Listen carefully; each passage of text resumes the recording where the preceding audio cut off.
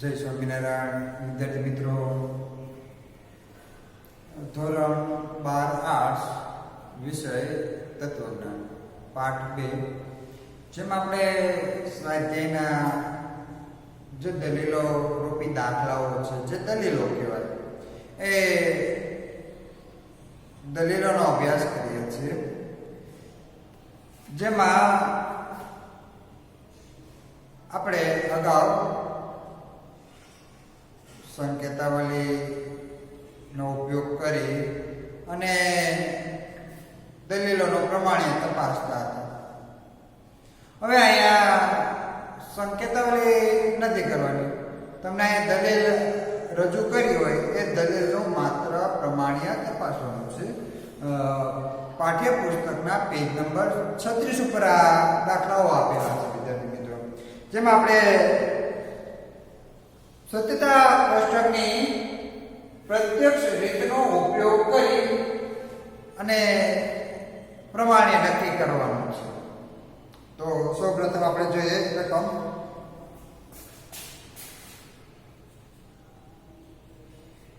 એ શરતી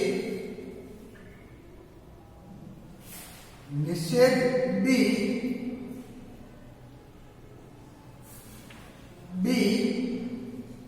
તેથી નિષેધ એ. હવે આ રકમ, આ દલીલ આપણને આપેલી છે. હવે આ દલીલનો આપણે પ્રમાણે નક્કી કરવાનું. જો આમાં સંકેતાવલી કરવાની નથી, સંકેતાવલી આમાં કરવાની રહેશે નહીં. જે આપણે બીજા સ્ટેપથી ચાલુ કરવાનું રહેશે કે સત્યતા કોષ્ટકને સમુચ્ચયની રીતથી જોડવાનું.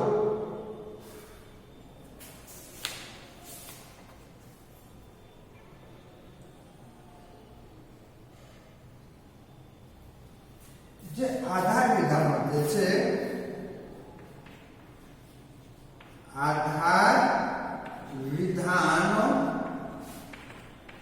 સમુચ્ચયના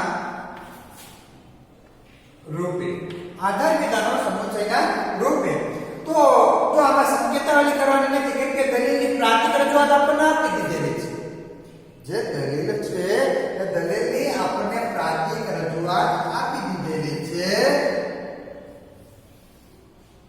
આપણે સંકેતાવલી કરવાની નથી, એટલા માટે આપણે આધાર વિધાન જે છે, આ પહેલું આધાર વિધાન, આ બીજું આધાર વિધાન, આ બે આધાર વિધાનોને સમુચ્ચયના રૂપેથી જોડવાના છે. તો એ શરતી નિષેધ બી સમુચ્ચય બી. ત્યારબાદ તેથી નિષેધ એ. હવે આ આપણે સમુચ્ચયથી આધાર વિધાનોને જોડ્યા. હવે એના પછી સમુચ્ચયથી આધાર વિધાનોને જોડ્યા પછી આપણે જે સ્ટેપ છે એ આવે સત્યતા કોષ્ટક. કે આ આધાર વિધાન જોડીને સત્યતા કોષ્ટકની રચના કરવાની છે.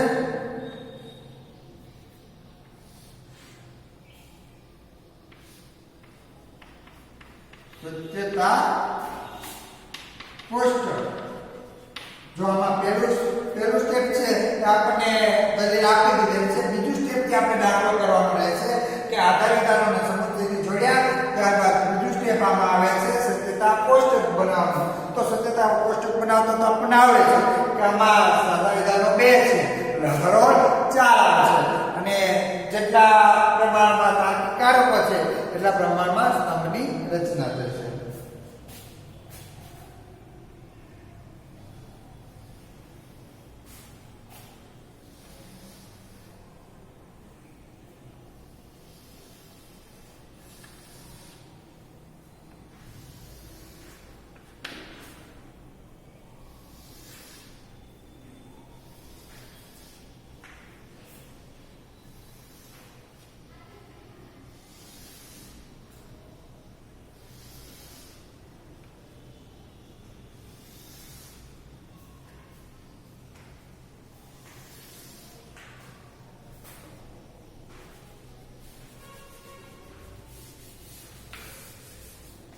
ચાર હરોળ આવે, 1 2 3 અને 4 હરોળ. હવે સ્તંભની વાત કરીએ. પહેલો સ્તંભ છે તો પહેલો સ્તંભ આવશે A.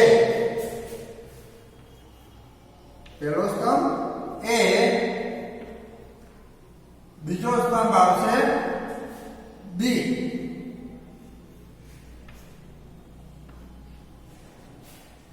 ત્રીજો સ્તંભ આવશે નિષેધ B. ત્યારબાદ જો પહેલો સ્તંભ A, બીજો સ્તંભ B, ત્રીજો સ્તંભ નિષેધ B. ત્યારબાદ ચોથો સ્તંભ આવે છે A શરતી નિષેધ B. પાંચમો સ્તંભ આવે છે આખું આધાર વિધાન A શરતી નિષેધ B સમુચય B.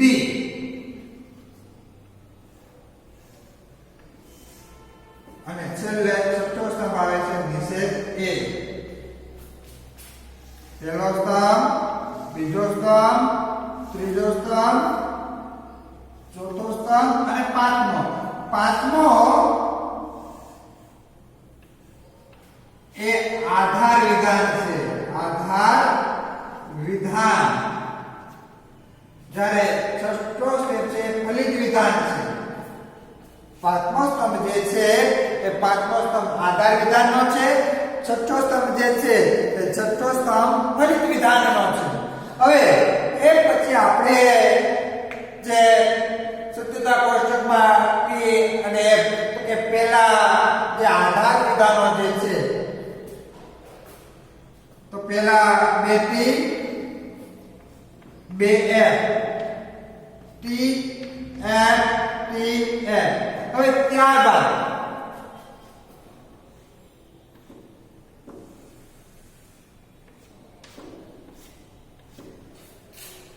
આપણે નિષેધ B ક્યાંથી લેવાનો છે તો કે 2 માંથી.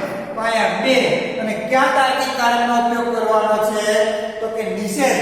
તો અહીંયા નિષેધની નિશાની એટલે કે બીજાનો નિષેધ કરવાનો છે.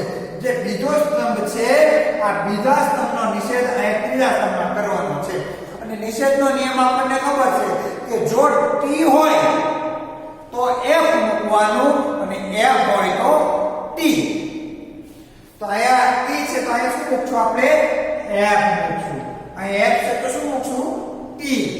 અહીંયા T છે તો F અને F છે તો T.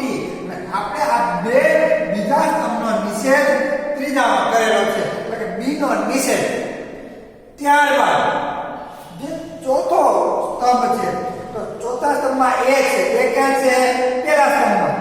તો અહીંયા એકડો કર્યો 1 અને શરતી પછી નિષેધ B ક્યાં છે 3 માં. તો અહીંયા ત્રીજો. હવે આમાં સર્વોપરી કારક કયું છે શરતી. એટલે અહીંયા શરતીની નિશાની. ચોથો સ્તંભ આપણે ક્યાંથી લેવાનો છે તો કે પહેલાનો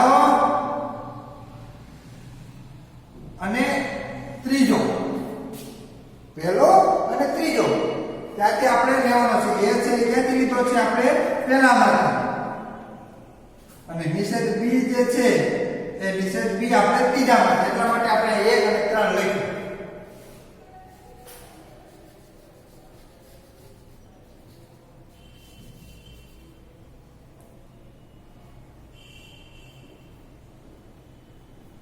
હવે ત્યારબાદ 1 અને 3 નો આપણે સર્વોપરી કારક શરતી છે એટલે શરતી લાવવું. તો એના માટે આપણને શરતીનો નિયમ જે છે એટલે શરતીનો નિયમ આપણને ખબર હોવી જોઈએ કે જો TF હોય તો જ F બાકી બધે T. જો કોઈ પણ વિધાનમાં T અને F આવું જોવા મળે તો F મૂકવાનો બાકી બધે T. તો તમે જો પહેલી રોમાં શું છે અહીંયા T છે ને અહીંયા F છે. અહીંયા T છે અહીંયા F છે એટલે TF થયું. તો TF હોય તો આપણે શું મૂકશું F. હવે અહીંયા T છે અહીંયા F છે તો આપણે અહીં શું મૂકશું અહીંયા T છે અહીંયા T છે તો અહીંયા T. અહીંયા પણ F છે અને અહીંયા પણ F છે તો અહીંયા શું મૂકશું આપણે T. અને અહીંયા F છે અને અહીંયા T છે તો પણ T. માત્ર ને માત્ર TF આવે તો જ એક મૂકવાનું સતીના કારક. ત્યારબાદ પાંચમો સ્તંભ, તો પાંચમો સ્તંભમાં આપણે શું લેવાનું છે તો કે 4 અને 2, 4 અને 2, 4 અને 2. 4 એટલા માટે કે એ શક્તિ નિષેધ બી એ શક્તિ નિષેધ બી ક્યાં છે ચોથામાં, અને બી છે એ બી ક્યાં છે આ બીજામાં. એટલે ચોથું એટલા માટે ચોથું, બી છે એટલા માટે બીજું બી. હવે નિશાની કઈ આવે મિત્રો તો કે સમુચ્ચય. આપણે આધાર વિધાનોને સમુચ્ચયથી જોડ્યા છે માટે સમુચ્ચયની નિશાની આવે છે. હવે ત્યારબાદ હવે શું કરવાનું તો કે સમુચ્ચયનો ઉપયોગ કરી અને આપણે સત્યતા સ્તંભની રચના કરવાની છે. તો સમુચ્ચયનો નિયમ એવો કહે છે કે જો સત્ય સત્ય તો જ સત્ય, એટલે કે ટી ટી તો જ ટી, જો ટી ટી ન હોય તો એમ. તો 4 ને આપણે 2 માં જોઈએ 4, અહીંયા ટી છે અને અહીંયા એફ છે. તો ટી એફ હોય તો એફ, શું કામ કે ટી ટી હોય તો જ ટી મૂકવાનો છે માટી.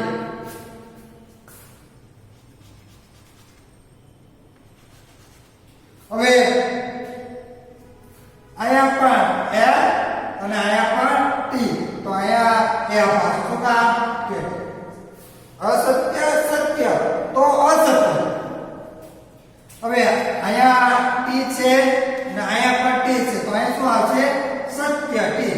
સત્ય સત્ય તો સત્ય. અહીંયા એફ છે અહીંયા ટી છે, તો અહીંયા શું આવશે એફ. શા માટે અસત્ય સત્ય અસત્ય. હવે અહીંયા આપણે પહેલાનો નિષેધ કરવાનો છે, એ અને નિષેધનો નિયમ. એ ક્યાં છે તો કે પહેલા સ્તંભમાં, અને એનો નિષેધ છે તો પહેલાનો નિષેધ કરવાનો છે. પહેલાનો નિષેધ શું ટી હોય તો એ, અહીંયા ટી છે તો અહીંયા એ, અહીંયા એફ છે તો અહીંયા ટી છેલ્લી સ્તંભમાં, અને અહીંયા પહેલા સ્તંભમાં એફ છે તો છેલ્લા સ્તંભમાં ટી. હવે આ આપણા સત્યતા કોષ્ટકનો રીતનો ઉપયોગ કર્યો. હવે આપણે પ્રમાણિત નક્કી કરવાનું છે. તો પ્રમાણિત નક્કી કરવા માટે હંમેશા બે સ્તંભનો આધાર લેવામાં આવે છે, પાંચમા સ્તંભનો અને છઠ્ઠા સ્તંભનો. તમે જોશો કે અહીંયા છેલ્લી હરોળમાં આધાર વિધાન અસત્ય છે, જેનું ફલિત વિધાન સત્ય છે.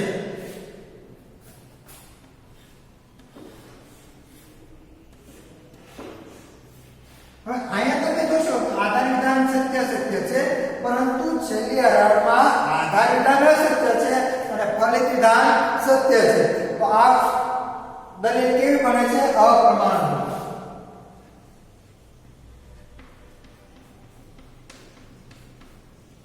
એનો નિર્ણય કે સત્યતા કોષ્ટકમાં કુલ 4 હરોળ છે અને સ્તંભની સંખ્યા 6 છે. સત્યતા કોષ્ટકમાં કુલ હરોળ કેટલી છે 4 હરોળ છે, જ્યારે સ્તંભની સંખ્યા કેટલી છે 6, જેમાં હરોળ નંબર 3 માં તમે જો હરોળ નંબર 3 જેમાં આધાર વિધાન પણ સત્ય છે અને ફલિત વિધાન પણ સત્ય છે, પરંતુ હરોળ નંબર 4 માં આધાર વિધાન અસત્ય છે જ્યારે એનું ફલિત વિધાન સત્ય છે, જેના કારણે આ દલીલ અપ્રમાણભૂત ઠરે છે કે અપ્રમાણભૂત દલીલ બને છે.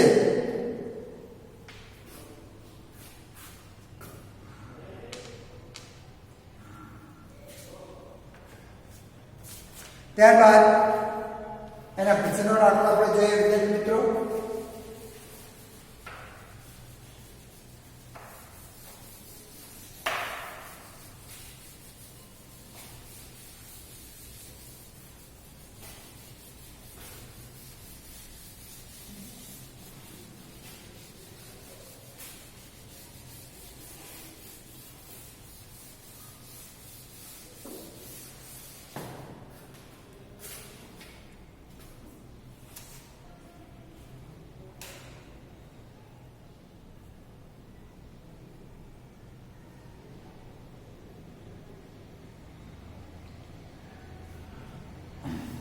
દાખલા નંબર 12 નિષેધ એ દાખલા નંબર 12 પ્રકરણ દલીલ નિષેધ એ દ્વિશરતી નિષેધ બી તેથી નિષેધ બી શરતી નિષેધ એ. હવે આ રકમમાં તમે જો તો આધાર વિધાનની સંખ્યા કેટલી છે? 1 જ.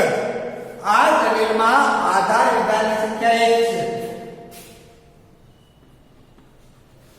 જ્યારે બીજું જે છે એ પહોળી છે દલીલ વિધાન.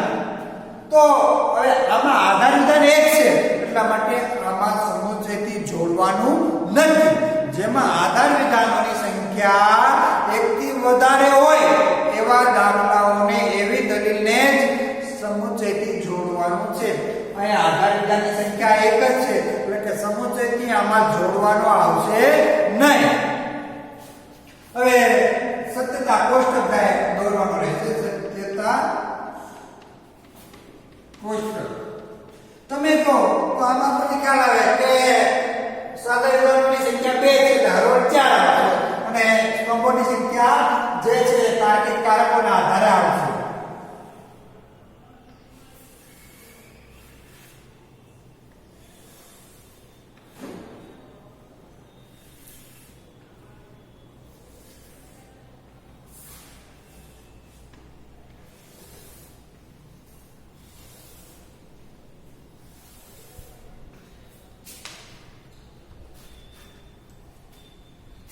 એક, બે, ત્રણ અને 4. પહેલો સ્તંભ તો પહેલો સ્તંભ આવે છે એ, બીજો સ્તંભ બી, ત્રીજો સ્તંભ નિષેધ એ, ચોથો સ્તંભ નિષેધ બી. નિષેધ એ, નિષેધ બી. પછી પાંચમો સ્તંભ જે આવે છે એ આવે છે નિષેધ એ દ્વિશરતી નિષેધ બી. અને છઠ્ઠો સ્તંભ આવે છે નિષેધ બી શરતી નિષેધ એ. તો પહેલા બે માં તો આપણને ખ્યાલ છે કઈ રીતના મૂકીએ છે કે T T F F T F T ને એફ. હવે જે ત્રીજો સ્તંભ જે છે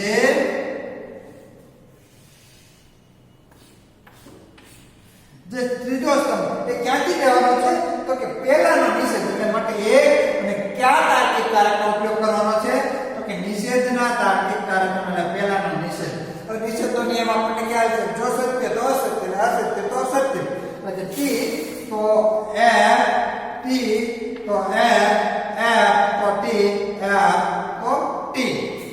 ત્યારબાદ બીજું તો અહીંયા બે છે બી માં છે નિષેધનો નિયમ એટલે કે બીજાનો બી તો કે ટી અહીંયા ટી છે તો અહીંયા એફ અહીંયા એફ છે તો અહીંયા ટી અહીંયા ટી છે તો અહીંયા એફ અને બીજા સ્તંભમાં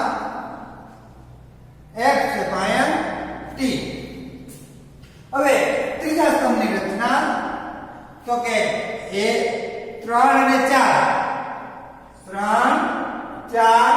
નિયમ કયો દ્વિશરતીનો. તો દ્વિશરતીનો આપણને નિયમ ખબર હોવી જોઈએ કે જો ટીએફ તો એફ અને એફટી તો એફ. નિયમ કે જો એફએફ તો ટી એફટી તો એફ ટીએફ તો એફ અને ટીટી તો ટી. હવે છઠ્ઠો સ્તંભ તો કે 4 અને 3 નિયમ શરતીનો એટલે કે ચોથામાંથી ત્રીજામાં જવાનું. વિદ્યાર્થી મિત્રો ત્રીજામાંથી ચોથામાં નથી જવાનું. આમાં ચોથા સ્તંભમાંથી ત્રીજા સ્તંભમાં જવાનું છે. ત્રીજા સ્તંભમાંથી ચોથા સ્તંભમાં જવાનું નથી. તો કે શરતીનો નિયમ એવો કહે છે કે ટીએફ તો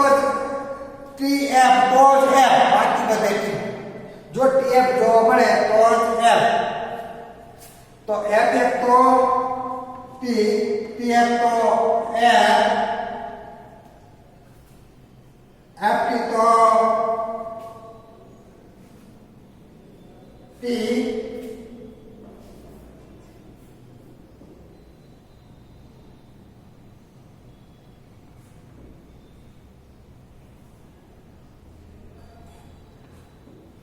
F2 તો F અને T તો T. હવે આ દાખલો પણ તમે જોશો તો અપ્રમાણભૂત બને છે. એનું કારણ છે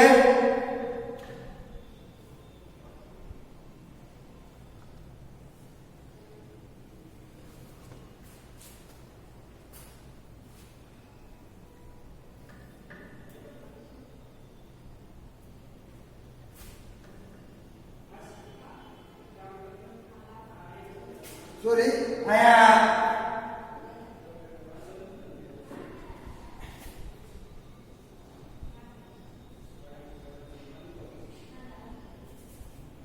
ઈ જાવ છે.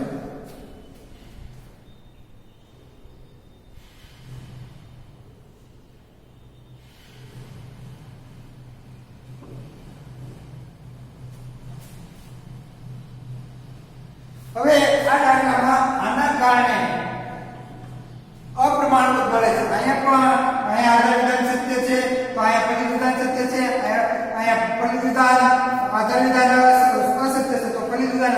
પરંતુ અહીંયા હરોળ નંબર 3 માં તમે જો કે આધાર વિધાન અસત્ય છે ત્યારે એનું ફલિત વિધાન સત્ય છે. એના લીધે આ દાખલો અપ્રમાણભૂત કરે છે, અપ્રમાણભૂત બને છે. પાઠ્યપુસ્તકમાં તમે જોશો તો એ પાઠ્યપુસ્તકમાં એ જવાબ ખોટો આપેલો છે. વિદ્યાર્થી મિત્રો એટલે એ છે જોઈ લેજો, સુધારી લેજો.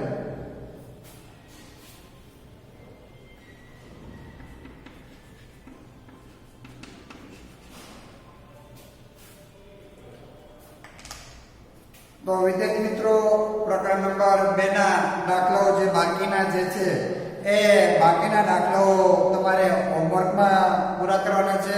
નો સમજાય એ દાખલાઓ ટીક માર્ક કરી અને રકમ મોકલવી વોટ્સએપ મારફતે કે આ દાખલો સમજાવવાનો નથી, અથવા તો આ દાખલા જે સ્વાધ્યાયના દાખલાઓ છે આ દાખલાનો કઈ રીતના ગણવાનો તો એ અલગ સ્કૂલે અથવા તો વોટ્સએપ મારફતે એ દાખલાઓની નોંધ કરવી કે આ દાખલો સમજાવો.